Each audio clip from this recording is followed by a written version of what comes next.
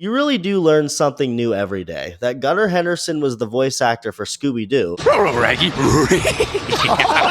That MLB reporter Jeff Passan has a thing for furries, and that anyone can call themselves a good singer and be qualified for the national anthem. The home run derby is always an awesome time. To see these guys just hit bombs, obviously, but my favorite parts are seeing which players, whether it's a teammate or a friend from another team, is their hype man, seeing all the other players in awe over the home runs, everyone's laughing. It's a great time. So welcome here, and if you're part of the 70% of viewers not subscribed yet, come aboard and join the wonderful people who are subscribed to the channel. As to kick things off before the Derby, which this year takes place in Texas, we had a legitimate contender for the worst national anthem performance of all time. And I'm not lying to you when I say this, I still haven't listened to the entire thing. And it's because I can't. I literally just cannot bring myself to do it. But I of course heard enough to know it was insanely bad. The performance was done by a country singer-songwriter named Ingrid Andress, who is apparently a 4-time Grammy nominee. Oh, okay, yeah, just like Lizzo is a 4-time Skinniest Person of the Year nominee. I mean, when your performance is so bad, you got people genuinely thinking it was supposed to be some weird joke. You're trending all over social media. It has Alec Baum having a harder time holding in a laugh than any difficulty in any at-bat he's been in his career. You know it's bad. Now, I'll say right away that this woman does not deserve any actual serious personal hate, obviously. I want to get that out of the way. She doesn't deserve to be harassed, but she, just like anybody who sings the national anthem terribly, definitely deserves harsh criticism. Call me whatever you want, but to sing the national anthem that badly is one of the most anti-American things you can do. Sue me. I mean, even Shohei Ohtani and Jose Iglesias, two guys who aren't even from this country, felt so strongly about it, so they made a sign to show their reaction to the anthem. OMG indeed. I don't think the Donald Trump assassination attempt was fake, but if I did think it was, my new theory would be that Trump had an earpiece that started playing Ingrid's performance or her practicing it or something. I mean, mother of God. And by the way, speaking of Trump and politics, I will say Ingrid Andress did something no president has ever done, so shout out to her. She united the entire nation to agree with how awful her performance was. Magical stuff.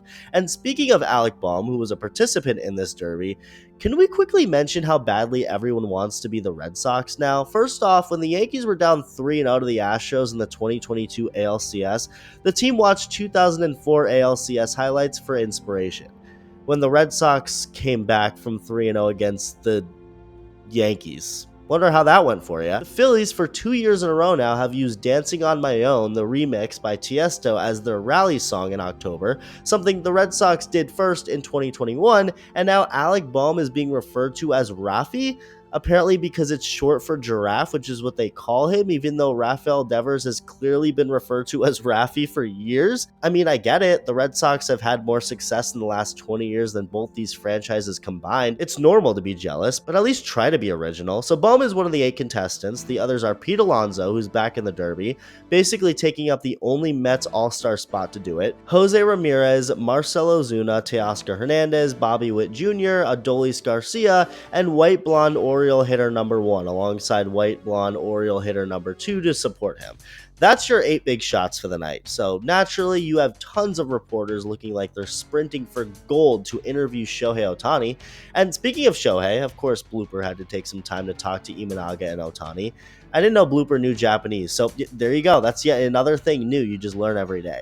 So after changing the home run derby rules for the 75th time, on we go, and in comes the 2-time champ, the man who takes this as seriously as the World Series, only to recreate this meme in the process. Then Teoscar Hernandez went up and probably gave Yankees fans Vietnam intense level PTSD type stress as Juan Soto joined him and his Dodger teammates to talk to him during the matchup. Vladdy Jr. was also there, but Blue Jays fans at this point have probably already accepted their downward spiral, so when Vladdy ends up a Dodger, it'll hurt, but not as much as it'll hurt Yankees fans when Soto becomes a Dodger. Ronald Ozuna Jr. from the Braves hit the farthest home run of the night, but didn't move on, along with Adolis Garcia, who let down the hometown team, although he did put on a pretty good performance too, despite not moving on.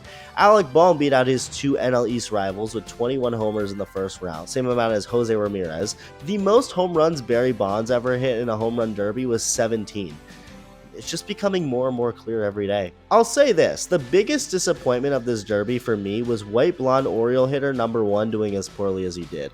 Gunners had so much power this year, so to hit the least amount of homers of everyone with just 11 in the first round compared to what fellow shortstop Bobby Witt Jr. did definitely made white blonde Oriole hitter number 2 sad. I will say though, Gunnar wins not just the Derby, but all of baseball and bat designs at least. He's got that. You got this red and blue lightsaber bat for Star Wars Day, the Scooby-Doo one here. What's next? Like a Batman one or something? Nobody's got the bat designs like Gunnar, not even Bobby. Speaking of Bobby, he would end up taking down Barry Bonds in round 2 with Teoscar Hernandez taking down Bohm, setting up the final round. But before that, we gotta do the introductions, of course, that Teoscar had some feelings about. Ladies and gentlemen, let's get ready to rumble!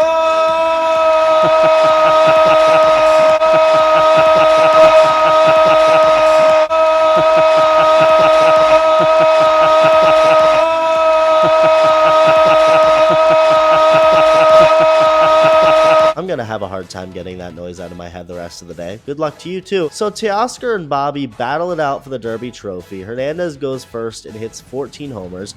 Swan comes Bobby, and with about a minute left, it looked like it was over for him. That's when he got hot and started stroking him, getting into a bonus chance to tie it where he had 4 outs to work with. So any non-home run is an out and no time is involved. And the ending was just straight cinema. Christopher Nolan could only dream of coming up with an ending like this, as Bobby kept hitting him out, literally getting everyone in the park thinking he was about to win, with it coming down to the final swing needing a homer to tie. He hits a ball that everyone in the ballpark thought was out to tie it at 14, only to hit off the wall, giving Teoscar the win. And so out comes future Dodger Vladdy Jr. to celebrate with current Dodger Teoscar, who celebrates with Glasnow. Racism is cured, love wins, everyone unites as one in preferring a good national anthem. What a magical night in Arlington, Texas. Let me know your thoughts, and thank you for watching.